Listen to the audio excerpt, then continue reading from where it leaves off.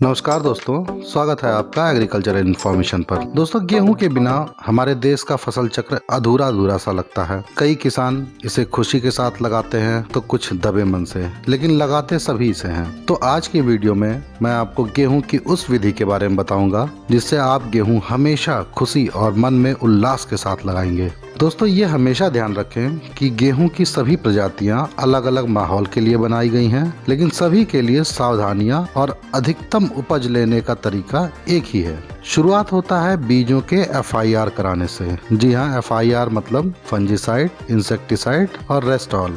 मतलब आपको गेहूं के बीजों का शोधन पहले फफूंदीनाशक से करना है, फिर कीटनाशक से, और उसके बाद बाकी सभी से, जैसे जैविक कल्चर होते हैं उन सबसे अंतिम में करना है। ये सबसे जरूरी काम होता है गेहूं के खेती में। और अगर आप ऐसे किसान हैं जिसे आर्थिक दिक्कत है और आप घर का ही बीज इस्तेमाल करते हैं हर साल, तो आपको 10 लीटर पानी में 200 ग्राम नमक को घोलकर उसमें बीजों को डुबाना है। थोड़े थोड़े बीज लेने हैं और जो बीज तैरते हैं उनको हाथ से या किसी चीज से छांटकर अलग कर लीजिए। और जो गेहूं डूबा हुआ रहता है उसको दूसरे बाल्टी में साफ पानी में एक बार धुलकर और फिर से छांव में सुखा लेना है। दोस्तों, खराब बीजों को छांटने का ये सबसे सस्ता और आसान तरीका होता है। और नमक के घोल में डालने पर कई सारे ऐसे कीट होते हैं जो निष्क्रिय हो जाते हैं, कई सारे ऐसे फफूंदी होती हैं जो निष्क्रिय हो जाती हैं, कई सारे ऐसे बीज जनित बीमारियां होती हैं जो सिर्फ नमक से ही खत्म हो सकती हैं। अब बीजों की प्रजातियों के बारे में मैंने अपने द्वारा जो मैंने प्रयोग किए हैं प्रजातियां, उसके ऊपर एक वीडियो बना रखा है, आप उसमें जाके उस पर जान सकते हैं। और ऐसे ही मेरे अनुभवों को जानने के लिए आप सब्सक्राइब कर लीजिए अगर आपको इस किसान भाई का प्रयास अच्छा लग रहा हो। आगे बढ़ते हैं खेत की तैयारी पर। दोस्तों, बरसात के बाद मिट्टी कड़ी हो जाती है। अधिकतर जगहों पे धान की फसल के बाद ही गेहूं लगता है।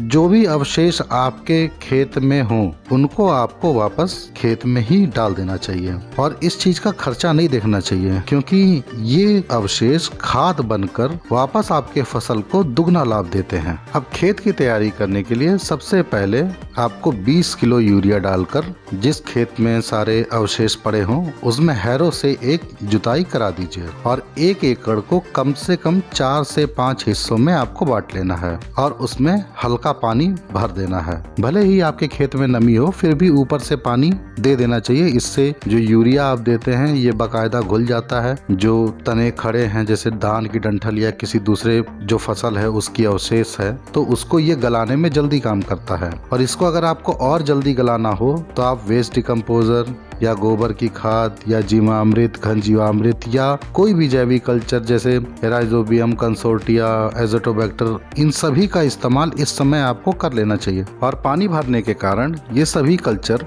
मिट्टी में अच्छे से फैलकर मिट्टी को एक तरीके से रिचार्ज कर देते हैं। और जब खेत